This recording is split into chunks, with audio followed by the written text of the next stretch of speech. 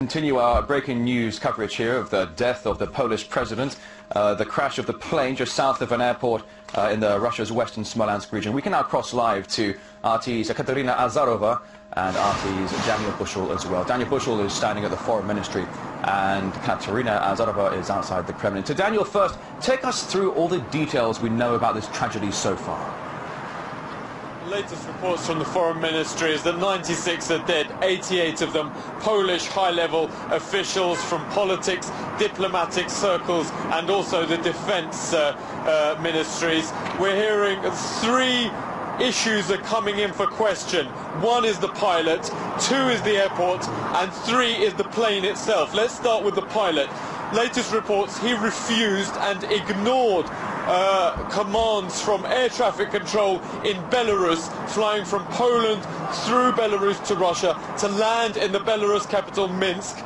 He went on to Smolensk, where the weather conditions meant he tried to land 4 times without success before hitting the top of the trees and crashing, killing those on board. The second issue is the airport, which is coming in for increasing criticism as a military airport which has not been in constant use for some 30 years, and they were lacking the officials there to help guide the plane safely in. Now the third thing is the plane itself, a Russian Tupolev 154 belonging to the Polish nation and also having a Polish pilot at the controls. The plane was some 30 years old and it has a history of accidents dating back to 1975. Let me just give you an idea of the number of accidents. 2 in 2010, 1 in 2009, 2 in 2006, 1 in 2004,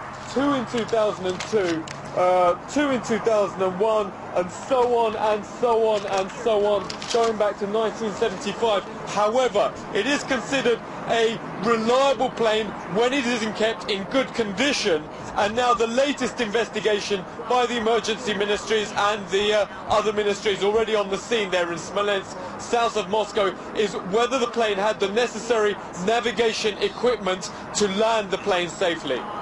Okay, Daniel Bushell. Now, you are live in Moscow. Let's cross over to RT's Katarina Azarova. So, Katarina, to you, the Polish president died on his way to Katyn, a village on the border between Russia and Poland, where thousands of Polish war prisoners were killed by the Soviet secret police. Can you recently visited Katyn. Tell us how this has been a sticking point in relations between the two countries and the importance of Kaczynski's visit.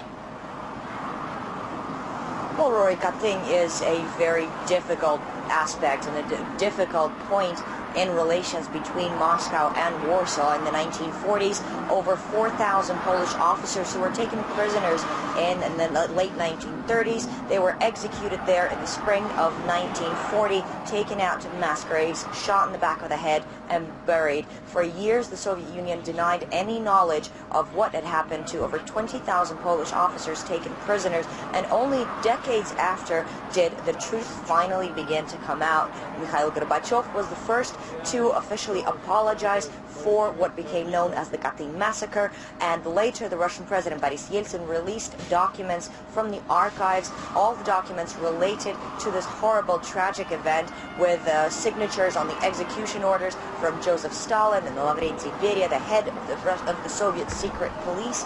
And so it's been a very, very difficult aspect of relations between Russia and Poland, and the fact that only days ago both the Russian and the Polish Prime Minister were there commemorating the victims of the totalitarian regime, both Soviet and Polish prisoners of war, political prisoners, is a huge step in relations. Both Prime Ministers stressing the fact that it was a turning point in ties between Moscow and Warsaw, that it was a time to forget the past, not exactly perhaps forget the past, but to acknowledge the past, to pay the respects, all due respects to the past, but not carry it into the future and not let it mar relations between Moscow and Warsaw. So this was a hugely significant event, with both prime ministers laying wreaths and lighting candles at the graves of Polish officers. The Polish Prime Minister Donald Tusk saying that even a year ago nobody could have imagined that the Russian Prime Minister would bow his head to the graves of the Polish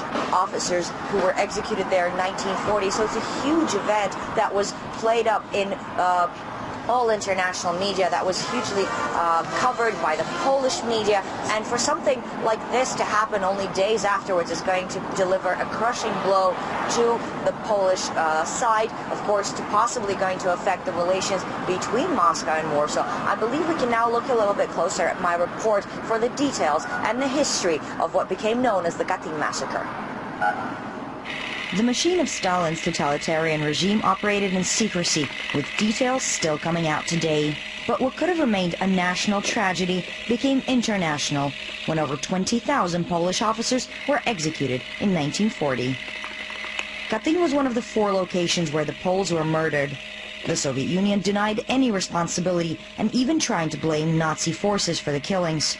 But a document released by Russian President Boris Yeltsin in the 1990s clearly showed the signature of Joseph Stalin on the execution order. An apology was made, documents were released, and monuments erected, everything necessary, it might seem, to lay this tragic past to rest. But not everyone is prepared to let bygones be bygones. To this day, many in Poland cannot forgive Russia for the Katyn massacre, and not just because of the killings themselves. Poland demands that all archives be opened in order that the complete truth be revealed and any surviving perpetrators be brought to justice. But politicians may not be seeing the wood for the trees. Katyn was a tragedy that has been acknowledged and mourned, as the bell that tolls here every morning testifies. Katrina Zarva, RT, Katyn, Smolensk region.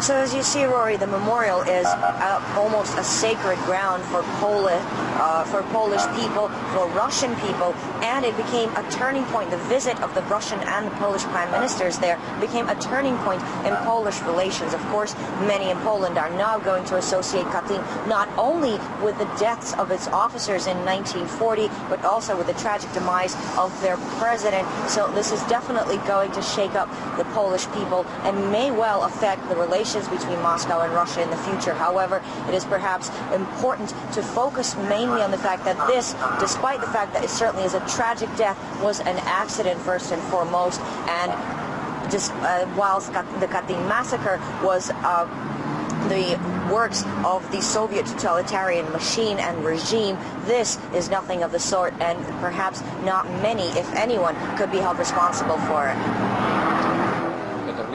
Reporting for us live in Moscow with the Kremlin in the distance there, and RT's Daniel Bushell as well outside the Ministry of Foreign Affairs. Thank you both.